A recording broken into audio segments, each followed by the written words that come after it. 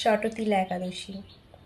মাঘ মাসের কৃষ্ণপক্ষের শটতিলা একাদশীর মাহাত্ম্য ভবিষ্যত্তর পুরাণে বর্ণিত আছে।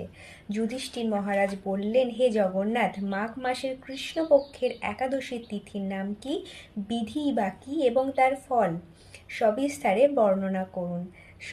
তদুত্তরে ভগবান বললেন, হে রাজন, এই একাদশী শটতিলা নামে জগতে বিদিত। একসময় দালভ ঋষি মুনিশ্রেষ্ঠ পুলস্তকে জিজ্ঞাসা করেন, মর্তলোকে মানুষেরা ব্রহ্ম হত্যা, গো হত্যা, অন্যের সম্পদ হরণ আদি পাপকর্ম দ্বারা নরকে গমন করে। যাতে তারা নরক গতি থেকে রক্ষা পায় তা যথাযথভাবে আমাকে উপদেশ করুন। অনায়াসে সাধন করা যায় এমন কোন কাজের মাধ্যমে যদি তাদের এই পাপ থেকে উদ্ধারের কোনো উপায় থাকে তবে তা বলুন। ঋষি পুলস্ত বললেন, হে মহাভাগ, তুমি একটি গোপনীয় উত্তম বিষয়ের প্রশ্ন করেছ। মাঘ মাসে শুচি, জিতেন্দ্রিয়, কাম, ক্রোধ আদি শূন্য হয়ে স্নানের পর সর্বদেবেশ্বর শ্রীকৃষ্ণের পূজা করবে। পূজাতে কোনো বিঘ্ন ঘটলে কৃষ্ণ নাম স্মরণ করবে। রাত্রিতে অর্চন শেষে হোম করবে। তারপর চন্দন, অগুরু, কর্পূর ও শর্করা প্রভৃতির দ্বারা নৈবেদ্য প্রস্তুত করে ভগবানকে নিবেদন করবে। কুষ্মাণ্ড, নারকেল অথবা 100 গুবাক দিয়ে অর্ঘ্য প্রদান করবে। কৃষ্ণ কৃষ্ণ কৃপালু স্তম গতিনাং গতির্ভাব ইত্যাদি মন্ত্রে শ্রীকৃষ্ণের পূজা করতে হয়। কৃষ্ণ আমার প্রতি প্রীত হন বলে যথাশক্তি ব্রাহ্মণকে জলপূর্ণ কলস, ছত্র, বস্ত্র, পাদুকা, গাভী ও তিল পাত্র দান করবে। স্নান দানাদি কার্যে কালো তিল অত্যন্ত শুভ। হে দ্বিজোত্তম, ওই প্রদত্ত তিল থেকে পুনরায় যে তিল উৎপন্ন হয় তত বছর ধরে দানকারী স্বর্গলোকে বাস করে।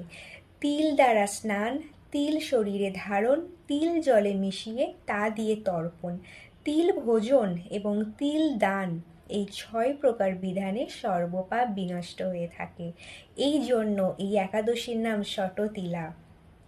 হে যুধিষ্ঠির, একসময় নারদ এই শটতিলা একাদশীর ফল ও ইতিহাস সম্পর্কে জানতে চাইলে যে কাহিনী আমি বলেছিলাম তা এখন তোমার কাছে বর্ণনা করছি।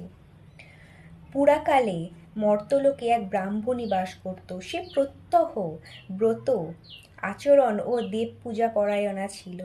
উপবাস ক্রমে তার শরীর অত্যন্ত ক্ষীণ হয়ে গিয়েছিল।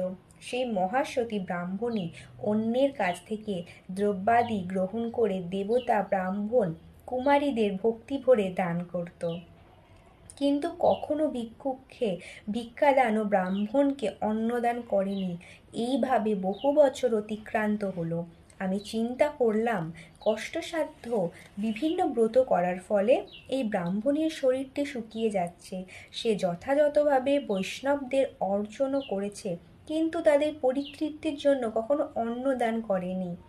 তাই আমি একদিন কাপালিক রূপ ধারণ করে তামার পাত্র হাতে নিয়ে তার কাছে গিয়ে ভিক্ষা প্রার্থনা করলাম।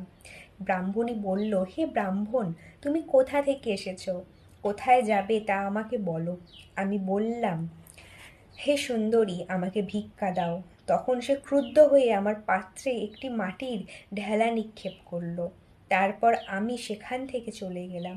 বহুকাল পরে সেই ব্রাহ্মণী ব্রত প্রভাবে সশরীরে স্বর্গে গমন করল। মাটির ঢেলা দানের ফলে একটি মনোরম গৃহ সে প্রাপ্ত হলো। কিন্তু হে নারদ, সেখানে কোনো ধান ও চাল কিছুই ছিল না। গৃহশূন্য দেখে মহাক্রোধে সে আমার কাছে এসে বলল, আমি ব্রত, কৃচ্ছ সাধন ও উপবাসের মাধ্যমে নারায়ণের আরাধনা করেছি। এখন হে জনার্দন, আমার গৃহে কিছুই নয় কেন? হে নারদ, তখন আমি তাকে বললাম, তুমি নিজ গৃহে দরজা বন্ধ করে বসে থাকো। মর্তলোকের মানবী সশরীরে স্বর্গে এসেছে শুনে দেবতাদের পত্নীরা তোমাকে দেখতে আসবে, কিন্তু তুমি দরজা খুলবে না। তুমি তাদের কাছে শটতিলা ব্রতের পূর্ণ ফল প্রার্থনা করবে।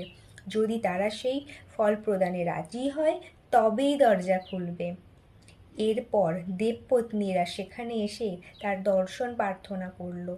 শততিলা ব্রতের ফল পেলেই কেবল সেই মানবী দর্শন দেবেন জেনে তাদের মধ্যে এক দেবপত্নী তার শততিলা ব্রতজনিত পূর্ণ ফল তাকে প্রদান করল। তখন সেই ব্রাহ্মণী দিব্য ক্রান্তি বিশিষ্টা হলো এবং তার গৃহ ধনধান্যে ভরে গেল। দ্বার উদ্ঘাটন করলে দেবপত্নীরা তাকে দর্শন করে বিস্মিত হলেন। হে নারদ, অতিরিক্ত বিষয় বাসনা করা উচিত নয়। বিত্ত স্বার্থ অকবর্ত নিজ সাধ্যমতো তিল বস্ত্র ও অন্নদান করবে। শততিলা ব্রতের প্রভাবে দারিদ্রতা, শারীরিক কষ্ট, দুর্ভাগ্য প্রভৃতি বিনষ্ট হয়। এই বিধি অনুসারে তিল দান করলে মানুষ অনায়াসে সমস্ত পাপ থেকে মুক্ত হয়। শততিলা একাদশী ব্রত মাহাত্ম্য এখানে সমাপ্ত হলো। রাধে রাধে।